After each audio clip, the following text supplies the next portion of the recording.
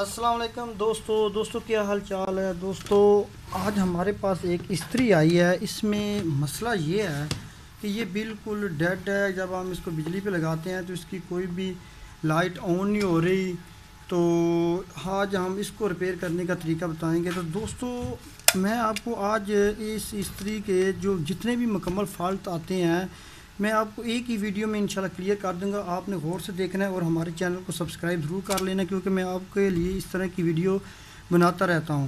तो दोस्तों सबसे पहले आपने क्या करना है, आप इसको इस तरह जो पहले खोलेंगे।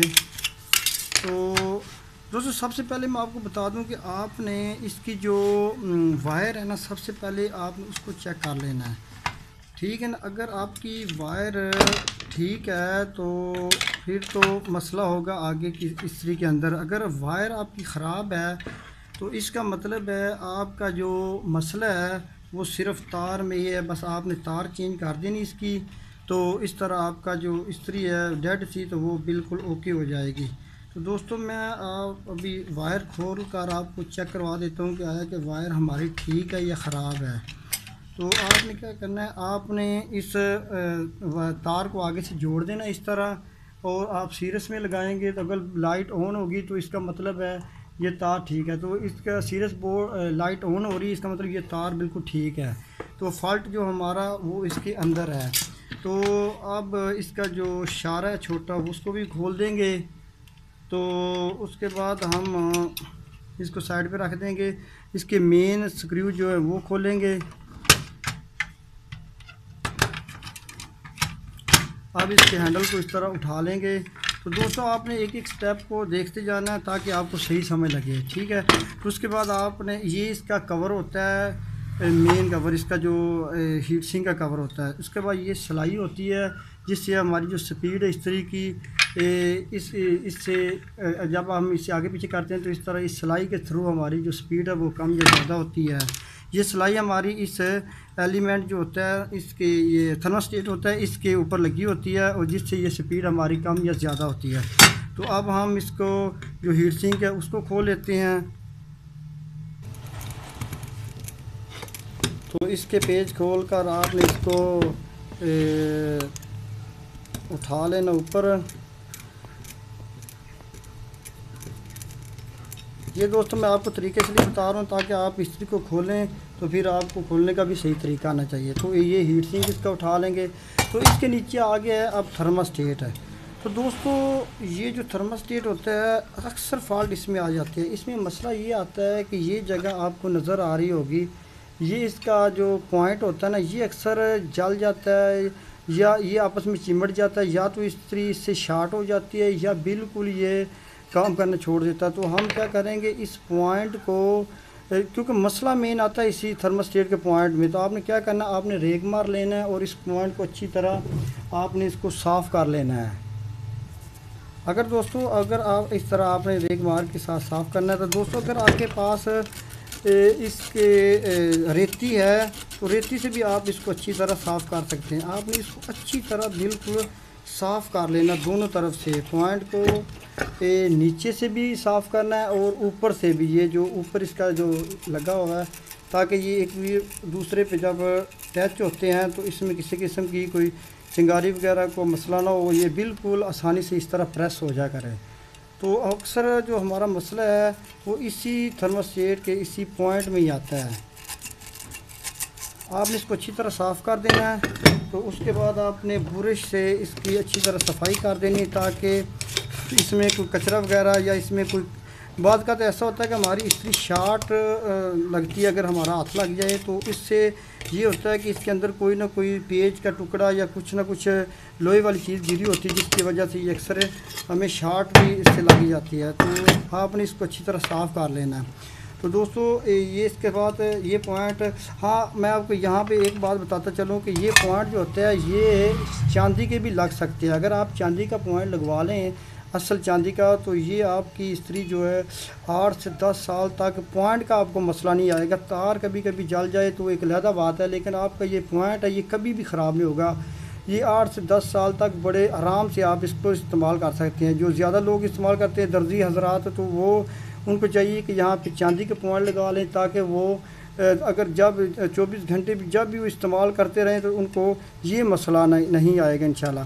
तो इस तरह ये इसका जो साफ़ करने के बाद इसके बाद उसी तरीके से जिस तरह हमने इसको खोला था उसी तरीके से हमने इसको फ़िट करना है। तो दोस्तों यहाँ पे आपको एक बात बता दूं कि जो नए हजरात है टेक्निकल, उनको ये बता दूं कि ये इसका थर्मास्टेट है, ये इसका एलिमेंट है, ये इसका हीट सिंक होता है। ये इनके नाम भी आपने गौर से याद रखने हैं ताकि आपके इल्म में भी इजाफा होता रहे और मज़ीद आप जब काम करें या बाज़ार से कोई चीज़ लेने जाएं तो आपको इसके नाम आने चाहिए। तो दोस्त उसी तरीके से जिस तरीके से हमने खोला था उसी तरीके से हमने इसके हीट सिंक को यहाँ पे रख देना है और उसी तरह आपने इसको फिट कर देना है। ठीक है, तो मैं अभी इसको फिट करता हूँ। बस आपका मसला जो था वो आपके एलिमेंट के पॉइंट में था, उसको साफ़ कर दिया है। तो अब उसको साफ़ करने के बाद आपके बहुत सारे जो मसले हैं ना वो हल हो जाएंगे। तो दोस्तों हमने इसके हीट सिंक को फिट कर दिया है। तो इस तरह ये जो इसका होता है ये थर्मास्टेट है दोस्तों, इसके साथ एक आपको ये पेज सा नज़र आ रहा होगा, ये इसकी स्पीड होती है। ठीक है ना, ये बात अक्सर हम इसको ये इस्त्री का जो ऊपर वाला कवर है इसको खोलने के बाद यहाँ से पर हमें यही पेज नज़र आता है, ये पॉइंट होता है इसका। इससे हम इसकी स्पीड को कम या ज़्यादा करते हैं। अगर इसे हम दाएं तरफ घुमाएंगे तो हमारी स्पीड कम होती जाएगी, अगर बाएं तरफ घुमाएंगे तो हमारी स्पीड तेज़ हो जाती है। तो दोस्तों ये वो पॉइंट होता है जिससे हमारी स्पीड कम या ज़्यादा होती है। तो उसके बाद हम क्या करेंगे, इसका हीट सिंक फिट करने के बाद इसके ऊपर जो सिलाई लगी होती है उसको हम इस तरह रखेंगे और उसके बाद इसका जो कवर है उसको इस तरह लगा देंगे। ये हीट सिंक कवर होता है। ठीक है, सिलाई को आपने ख्याल रखना, आपने इसके अंदर रखना है ताकि आप इसके ये नीचे ना जाए। ये सिलाई को इसके अंदर रख देना है और उसके बाद आपने इसके हैंडल को, ये जो हैंडल के अंदर ये जो सुराख बना हुआ है इस जगह पे आपने इस सिलाई को डालना है। ठीक है, आपने इस तरह अंगूठे की मदद से आपने इस तरह अंगूठा रखकर इसको इसके अंदर डालकर और इस तरह आपने इसके हैंडल को फिट कर देना है। तो दोस्तों आप गौर से देखते रहें, ये कुछ ज़्यादा मुश्किल मसला नहीं है। आप आसानी से घर में भी इस इस्त्री को इस तरह खोल के साफ़ करके और आप इसको फिट कर सकते हैं। तो इस तरह आपके बहुत सारे फॉल्ट हल हो जाएंगे। तो मैं इसको अभी पेच लगा देता हूँ। तो दोस्तों इसको अच्छी तरह आपने पेच वगैरह लगाकर उसके बाद हमारी अब कनेक्शन करने हैं तार के।